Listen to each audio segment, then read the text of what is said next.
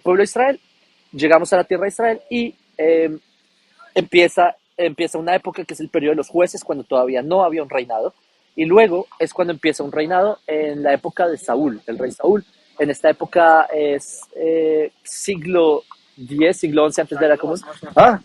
שי, תחלק, מה נשמע? הנה, אני אגיד לעוקבים שלי, זה 40,000, אז הם רואים, él es el sobreviviente más joven de la operación Entebbe. Ya les voy a contar qué es. וואו, שי, זה קטע. אז כיף לראות אותך. כן, ביי, ניפגש. Wow, ok, voy a cambiar de tema porque este sí está mucho más interesante. Ese señor que ven ahí se llama Shai Gross, ok. Hace unos 40 años hubo un evento muy pesado para Israel. Ustedes saben que el pueblo judío somos perseguidos eh, por el hecho, hoy en día, el antisemitismo, el odio a los judíos se disfraza en antisionismo, ¿ok? ¿Qué es el antisionismo? Es el odio a que el judío, o es negar que los judíos merecemos un Estado, es el Estado de Israel. Ahora, eh,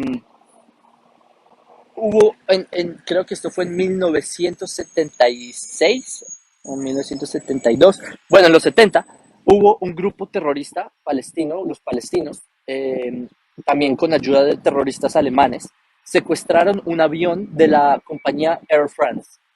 Air France es una compañía francesa que el vuelo iba desde París, no recuerdo si iba hacia Tel Aviv. El punto es que en ese avión habían muchos israelíes, habían muchos judíos, también habían sobrevivientes del holocausto, habían niños, y los palestinos terroristas secuestraron el avión y se llevaron el avión primero se lo llevaron a eh, Libia, y luego el avión, los terroristas se lo llevaron a Uganda, en África, y secuestraron a creo que 127 pasajeros, algo así, 120 pasajeros judíos, los tenían rehenes en África, en Uganda.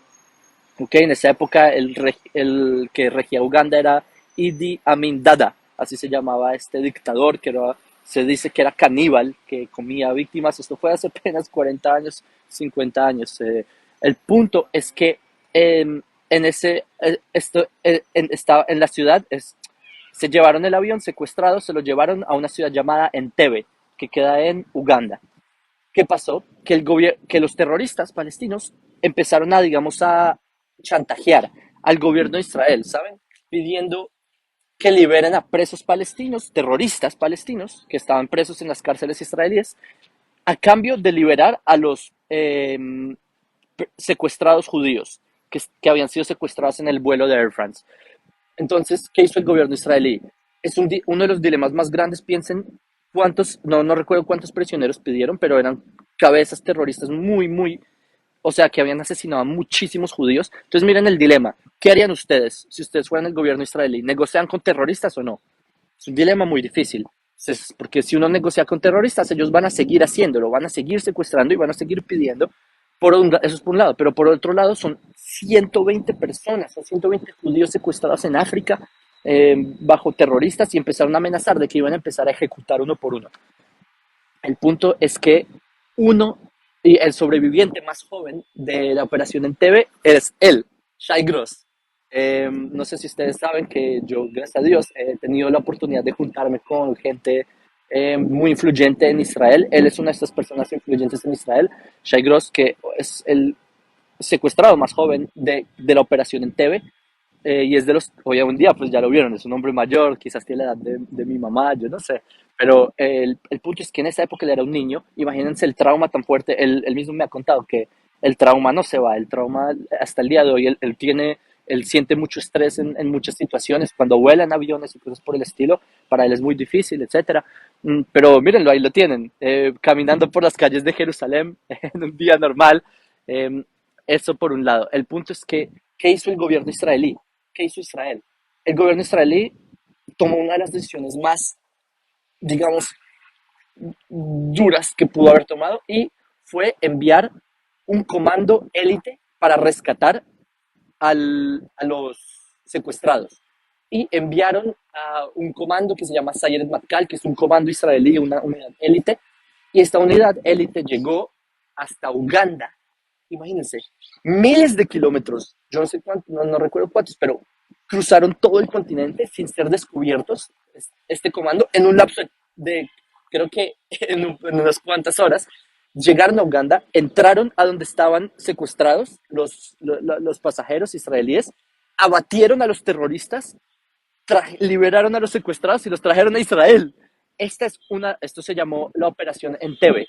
La Operación Entebbe fue, hasta el día de hoy, es una de las operaciones militares más exitosas y brillantes que existen en la historia de la humanidad. Es que no se conocía algo así, una operación en que rescaten personas secuestradas en otro continente bajo un gobierno.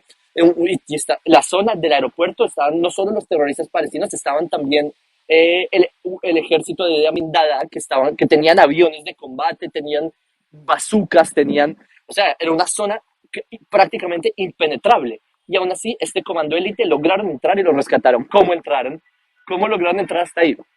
Pues se le ocurrió, esta idea se le ocurrió al abuelo de un amigo mío que también estuvo en esa unidad. Él dijo, bueno, ¿cómo vamos a poder entrar ahí si es impenetrable? No podemos entrar así disparando porque nos arrasan a todos.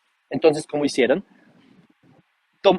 Tomaron un carro, un Rolls Royce. Un Rolls Royce es una marca de carros, igualito, una réplica al carro de Idi Amin Dada, de este dictador de Uganda, y le pusieron las banderitas de Uganda y pintaron el carro de negro, etcétera, y entraron, el comando israelí entró dentro del carro, mientras que otros dos aviones Hércules estaban en camino llegando. Entonces, el primer carro iba a entrar para poder penetrar sin que se dieran cuenta y así poder abrir paso a los aviones Hércules, ¿ok? ¿Qué pasó?